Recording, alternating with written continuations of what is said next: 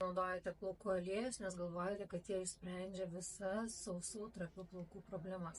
Tačiau tai yra klaidinga nuomonė. Aliejukai yra skirti pagerinti plauko elastingumą, apsaugoti nuo išorės poveikio, palengvinti iššukavimą, sukuria apsauginį sluoksnį ir neleidžia drėgmei išgaruoti, naudoti ant sausų plaukų formavimo užbaigimui. Daugelis aliejukų netinkami naudoti džiovinant fenu arba tiesinant plaukus. Jeigu naudojate tokius įrankius, vadinasi, aliejukas turi būti paskutinis žingsnis jūsų kasdienėje plaukų priežiūros rutinoje. Serumai visada yra lengvesnės tekstūros. Jų užduotis yra patekti į plauko stiebo vidų, todėl serumo sudėtyje naudojamas hialuronas, pantenolis ir kiti ingredientai turintys gilų plaukų drėkinimą. Prie serumo taip pat priskiriama ir produktai skirti plaukų šaknų stiprinimui.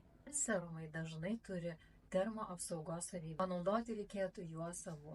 Pirmiausia, serumą suteikia veikliųjų medžiagų jūsų plaukams, o tam, kad drėgmę užrakinti ir apsaugoti nuo aplinkos, aliejuką. Lengviau susiorientuoti pasirinkime renatostudija.lt suskirčiau kategorijas atskirai aliejukai, serumai.